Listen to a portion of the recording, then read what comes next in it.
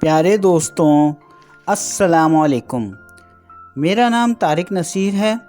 اور اس وقت آپ ملاحظہ فرما رہے ہیں میرے تحریر کردہ 5ویں ناول چارلی اور ایڈنا کا سرورق، جو کہ چارلی چیپلن اور ایڈنا پرووائنس کی 1917 کی فلم دی امیگرینٹ سے ماخوذ ہے، اور اس وقت آپ کی خدمت میں میری اس نئی تحریر کردہ کتاب کی دوسری ویڈیو قسط پیش کی جا رہی ہے، جو کہ صفحہ نمبر 11 سے لے کر صفحہ نمبر 20 تک کے صفحات پر مشتمل ہے۔ تو آئیے دوستوں، اب ہم اپنے اس نئے تحریر کردہ ناول کی دوسری ویڈیو قسط کا آغاز کرتے ہیں۔ بسم اللہ الرحمن الرحیم۔ گزشتہ سے پیوستہ۔ چارلی نے فرینک جان کولمین کو پوکر کی یہ بازی کھیلنے کے لیے ایک شرط عائد کر دی تھی کہ وہ اپنی پستول اس کے حوالے کر دے، جس پر فرینک جان کولمین راضی ہو گیا، اور پھر اس نے اپنی وہ پستول چارلی کے حوالے کر دی۔ ادھر ریسٹورنٹ میں کھانے سے فارغ ہونے کے بعد جب ایڈنا پرووائنس اپنی والدہ کٹی ہارپر بریڈبری کے پاس بھاگتے ہوئے پہنچی، تو جب انہوں نے اپنی والدہ کی گردن پر ہاتھ لگا کر ان کا بخار چیک کرنے لگی، تو انہیں ان کے نیکلس کی وہ ڈوری ٹوٹی ہوئی حالت میں ملی جس میں ان کی وہ تمام رقم رکھی ہوئی تھی، اور ان کی وہ تمام رقم بھی وہاں سے غائب تھی، جس پر ایڈنا پرووائنس کے تو ہاتھوں کے طوطے اڑ گئے، کیونکہ وہ رقم ان کی کل جمع پونجی تھی۔ ادھر چارلی نے داؤ پر لگی ہوئی پوکر کی یہ تیسری بازی بھی جیت لی، تو پھر فرینک جان کولمین تو بالکل ہی آپے سے باہر ہو گیا، اور اس نے چارلی پر ہاتھ اٹھانے کی کوشش کی، لیکن چارلی نے فرینک جان کولمین کی دی ہوئی پستول نکال کر اسی پر تان لی، اور پھر چارلی وہ پستول فرینک جان کولمین کو دکھاتے ہوئے وہاں سے چلا گیا۔ تو پھر فرینک جان کولمین نے اپنی ناکامی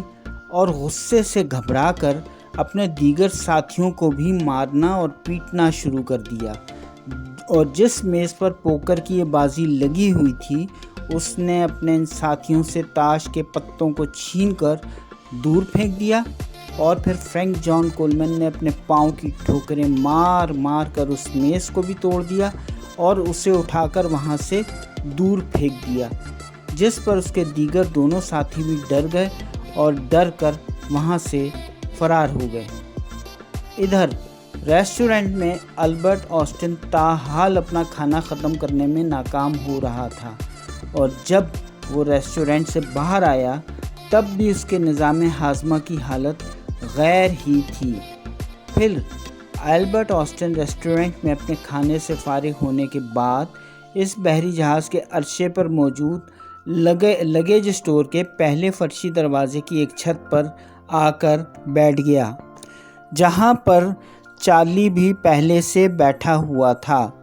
اور پھر وہ اپنی پوکر کے کھیل سے جیتی ہوئی آمدنی کا حساب لگا رہا تھا۔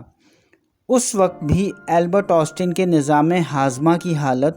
غیر ہی ہو رہی تھی، اور وہ بار بار لڑھک کر اس بحری جہاز کے ہچکولوں کے باعث چارلی سے بار بار آ کر ٹکرا رہا تھا۔ تو تب چارلی اس بحری جہاز کے عرشے پر موجود لگیج اسٹور کے فرشی دروازے کی دوسری والی چھت پر آ کر بیٹھ گیا،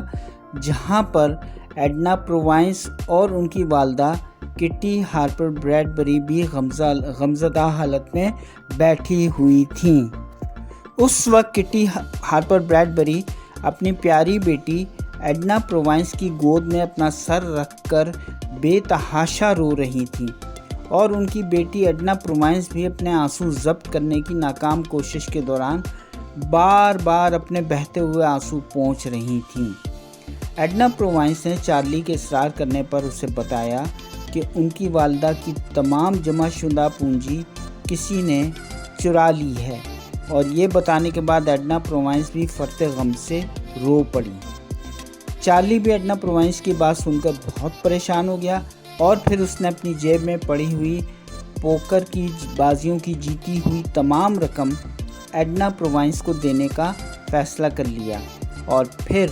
चार्ली ने अपनी जीती हुई तमाम रकम गम में डूबी हुई एडना प्रोवांस की खुफिया तौर पर कोट की दाहिनी जेब में डाल दी।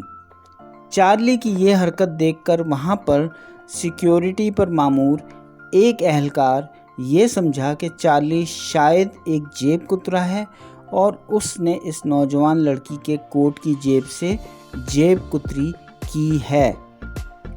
जब चार्ली खुशी खुशी इस एहलकार के पास से गुजरकर आगे जाने लगा तो इस सिक्योरिटी एहलकार ने चार्ली को आगे जाने से ज़बरदस्ती रोक दिया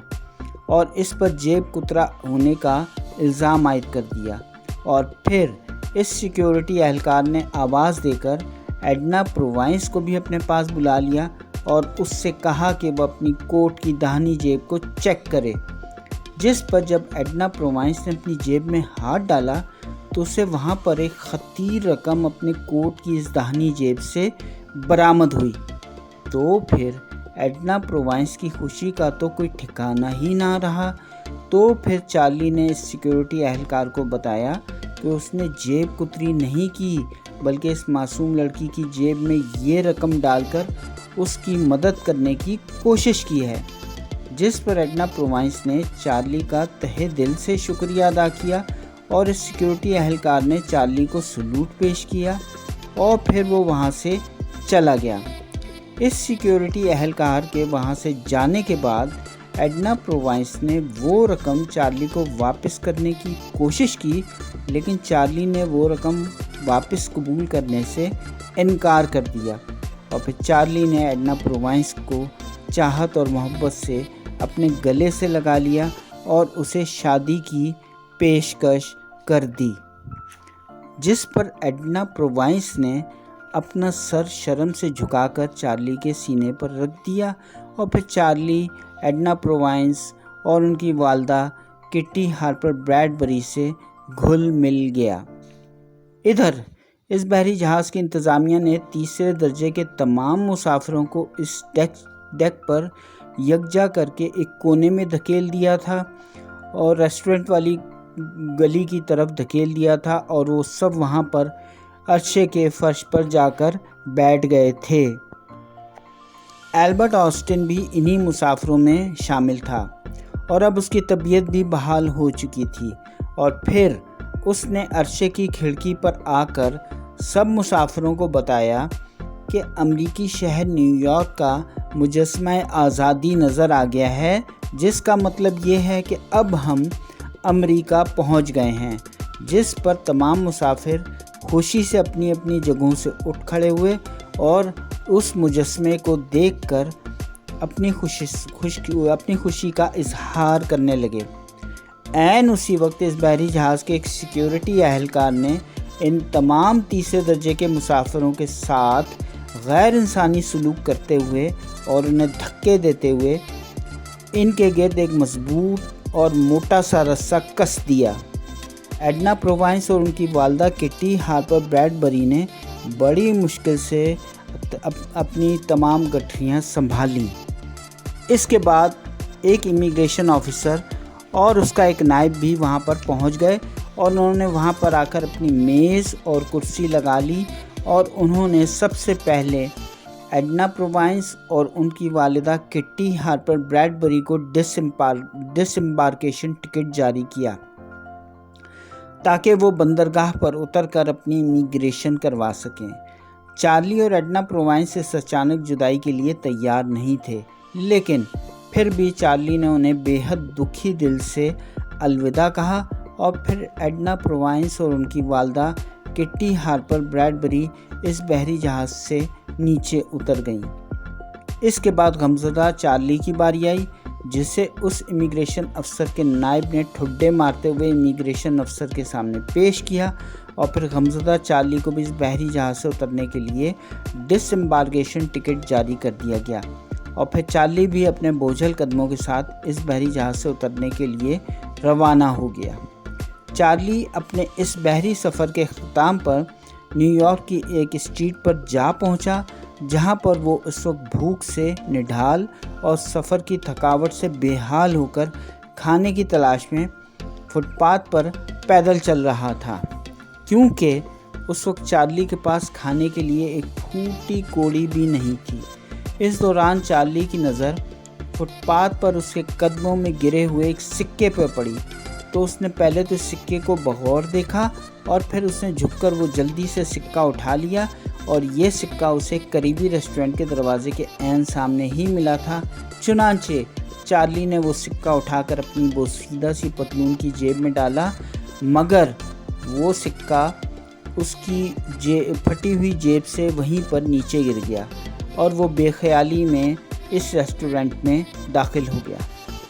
रेस्टोरेंट में दाखिल होने के बाद चार्ली इस रेस्टोरेंट की सबसे आखिरी बेंच पर एक बोसीदा लिबास पहने हुए एक गरीब आदमी के साथ उसकी बेंच पर आके बैठ गया। इस बोसीदा लिबास पहने हुए गरीब आदमी का नाम जेम्स टी कैली था, जो इस वक्त एक प्लेट में मौजूद फलियों का शोरबा एक चमचे की मदद से पीने में मशगूल था। चार्ली के इस बेंच पर बैठने के साथ ही उसके पिछली सिमत की दीवार की जानिब से एक पहलवानी जिसामत का एक दो पैकर और मोटा सा बेरा उसके सामने ऑर्डर लेने के लिए नमूदार हो गया, जिसे देखकर चार्ली खौफजदा हो गया। इस बेरे का नाम अल्फ्रेड एरिक कैम्बल था, जो इस रेस्टोरेंट का हेड वेटर था।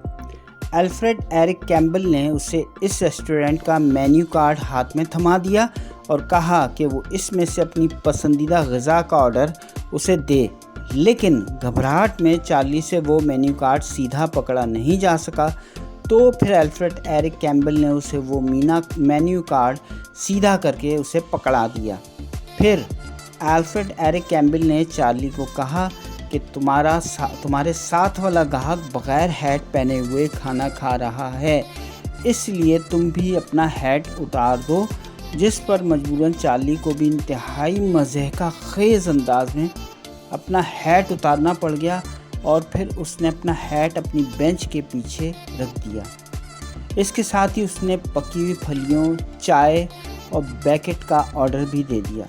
बैगेट फ्रांसीसी ज़बान में उस रोटी को कहते हैं जो बेकरियों में तैयार होती है। और इसके साथ ही चार्ली ने रेस्टोरेंट में मौजूद मौसीकी के ऑर्केस्ट्रा से वायलिन, बांसुरी और पियानो की मौसीकी चलवाने की फरमाइश भी कर दी। इत्तफाकन एडना प्रोवांस भी उसी रेस्टोरेंट में खाना खाने के लिए आई हुई थी और वो चार्ली के दाहिनी तरफ वाली मुतवाज़ी मेज़ पर बैठकर अपने ऑर्डर का इंतज़ार कर रही थी और साथ ही साथ वो रो भी रही थी और बार बार अपने आंसू भी अपने रुमाल से पोंछ रही थी। जब चार्ली का खाना आ गया तो उसने इन गर्म फलियों वाले दानों को छुरी और कांटे से इंतहाई बेहुदा अंदाज से खाना शुरू कर दिया, जिस पर उसके साथ बैठा हुआ गाहक जेम्स टी कैली चार्ली की मज़े का खेज़ और बेहुदा हरकतों से मुस्तरब होकर और अपने खाने में खलल के बाइस अपना खाना अधूरा छोड़कर और नाराज़गी से उठकर वहाँ से चला गया। इस दौरान चार्ली और एडना प्रोवांस की नज़रें भी एक दूसरे से टकरा गईं और फिर उन दोनों ने एक दूसरे को पहचान लिया और वो दोनों एक दूसरे के लिए वालिहाना अंदाज से उठ खड़े हुए और एक दूसरे से गले मिलने लगे। और फिर चार्ली ने एडना प्रोवांस को भी अपनी ही मेज़ पर बुला लिया। तो तब चार्ली ने एडना प्रोवांस के गमज़दा चेहरे और उसके हाथों में आंसुओं से भीगा हुआ रुमाल देखकर उसके रोने की वजह पूछी।